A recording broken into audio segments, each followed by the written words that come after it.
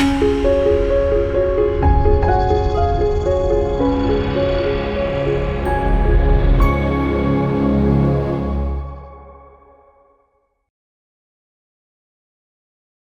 మాత్రం. నేను మీ journalist Navata. Welcome to our voice.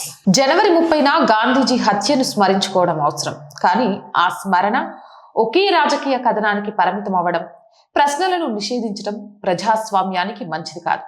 ఈ అంశంపై కొన్ని కీలక విశ్లేషణాత్మక పాయింట్స్ ని ఈ వీడియో ద్వారా నేను మీకు అందిస్తా.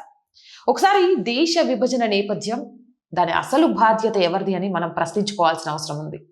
దేశ విభజన అనివార్యమయ్యే పరిస్థితులు ఎలా తయారయ్యాయి అన్న దానిపై నిజాయితీ గల చర్చ జరగలేదు. కాంగ్రెస్ మెతక వైఖరి, ముస్లిం లీగ్ మొండి రాజకీయాలు, బ్రిటిష్ పాలకుల విభజించు పాలించు విధానం అన్నీ కలిసే ఈ విపత్తులకు దారితీశాయి. కానీ ఈ చరిత్రను పక్కన పెట్టి హత్య అనంతరం రాజకీయ ప్రయోజనాలకే ప్రాధాన్యత ఇవ్వడం జరిగింది. ఇక గాంధీజీ హత్య వ్యక్తిగత నేరమా, సంస్థాగత నేరమా అనేది కూడా మనం ప్రశ్నించుకోవాలి. నాథూరాం గాడ్సే తన నేరాన్ని వ్యక్తిగత స్థాయిలో అంగీకరించినప్పటికీ ఒక సంస్థను లేదా సిద్ధాంతాన్ని బాధ్యులను చేయాలని ప్రయత్నం జరిగింది.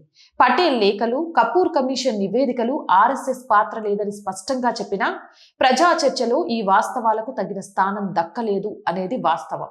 ఇక నిషేధం రాజకీయ నిర్ణయమా లేక న్యాయపరమా అనే దాని గురించి కూడా మాట్లాడాలి.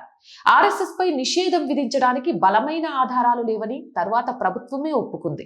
అయితే అప్పట్లో నిషేధం ఎందుకు అవసరమైందన్న ప్రశ్నకి ఇప్పటికీ స్పష్టమైన సమాధానం లేదు.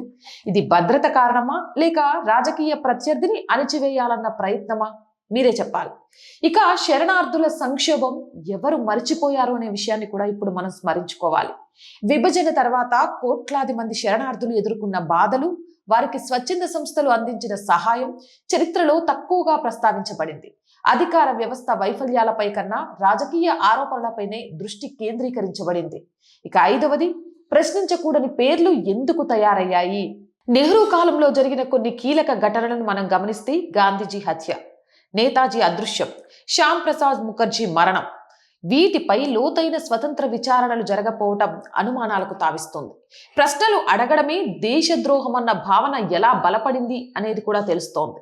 కాల్పులు జరిగిన వెంటనే గాంధీజీని ఆసుపత్రికి కాకుండా బిర్లా హౌస్ కి ఎందుకు తరలించారు? హత్య గురించి గూఢాచారి సమాచారం ఏదీ లభించలేదా? అంతకు ముందే గాంధీజీపై 4 సార్లు హత్యా ప్రయత్నం జరిగిన నేపథ్యంలో ఎలాంటి ముందస్తు జాగ్రత్త చర్యలు నెహ్రూ ప్రభుత్వం ఎందుకు చేపట్టలేదు? ఈ సంఘటనకు ఎవరినైనా అధికారులను బాధ్యులను చేశారా? ఇక వ్యక్తిగత స్థాయిలోనే తాను హత్యకు పాల్పడ్డానని ఒక పక్క గాడ్సే చెబుతున్నప్పటికీ ఈ సంఘటనను ఒక సంస్థతో ముడిపెట్టాలని నెహ్రూ అంతగా ఎందుకు తాపత్రయపడ్డారు? అవుట్లుక్ పత్రికకి ఇచ్చిన ఇంటర్వ్యూలో ఆర్ఎస్ఎస్ 4వ సర్సంఘచాలక్ ప్రొఫెసర్ రాజేంద్ర సింగ్ గాడ్సే గురించి ఇలా చెప్పారు. బూబు మొదట కాంగ్రెస్ సభ్యుడిగా ఉన్న గాడ్సే ఆ తర్వాత కొంతకాలానికి ఆర్ఎస్ఎస్ లో చేరారు. కానీ ఎక్కువ కాలం అక్కడ ఉండలేదు అని, అది చాలా నిదానమైన సంస్థ అంటూ బయటికి వచ్చేశారని, తరువాత సొంతంగా ఒక బృందాన్ని ఏర్పాటు చేసుకున్నారు. గాంధీజీ హత్యలో ప్రమేయం ఉన్నదా లేదా అని ఆర్ఎస్ఎస్ పై విచారణ జరిగినప్పుడు అంతకు ముందు గాడ్సే సభ్యుడిగా ఉన్న కాంగ్రెస్ పైన కూడా అలాంటి విచారణ ఎందుకు జరగలేదు అని రాజేంద్ర సింగ్ ప్రశ్నించారు. రాజ్య శక్తిని ఉపయోగించి హిందూ జాతీయవాదులను అణిచివేయాలన్న తన ప్రయత్నానికి గాంధీజీ హత్యను ఒక సాకుగా నెహ్రూ వాడుకున్నారు. అలాగే హిందూ ఫాసిజం అంటూ దేశంలో ప్రధాన అంశాల నుంచి ప్రజల దృష్టిని మరల్చేందుకు ప్రయత్నించారు. ఇక చరిత్ర అనేది ఆధారాలపై నడబడాలి, కానీ రాజకీయ కథనం భావోద్వేగాలపై నడుస్తుంది. గాంధీజీ హత్య విషయంలో కూడా వాస్తవాల కన్నా కథనాలు ఎక్కువ కాలం ప్రజల మస్తిష్కాలలో నిలిచాయి. నేను చెప్పాలనుకుంది ఏంటి అంటే, గాంధీజీ హత్యను స్మరించడం అవసరం, కానీ ఆ స్మరణ నిజాలను దాచే కవచంగా మారకూడదు. ప్రశ్నలు అడగడం, ఆధారాలను పరిశీలించడం, విభిన్న కోణాలను వినడం, ఇవే గాంధీజీ బోధించిన ప్రజాస్వామ్య విలువలు. చరిత్రను భయంతో కాదు ధైర్యంతో పరిశీలించినప్పుడే దేశం నిజంగా ముందుకు సాగుతుంది. మీరేమంటారు? మీ అభిప్రాయం ఏంటి అనేది కామెంట్ సెక్షన్ లో తెలియజేయండి.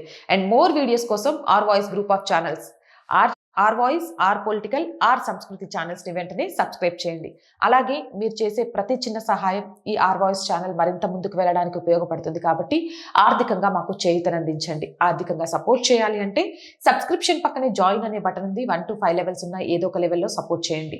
లేదా స్క్రీన్ మీద గూగుల్ పే, ఫోన్ పేతో పాటు అకౌంట్ డీటెయిల్స్ ఉన్నాయి. మీకు తోచిన సహాయాన్ని అందించండి. వ్యాపార ప్రకటనల కోసం 8328500576 నెంబర్ని సంప్రదించండి. జై హింద్, జై భారత్.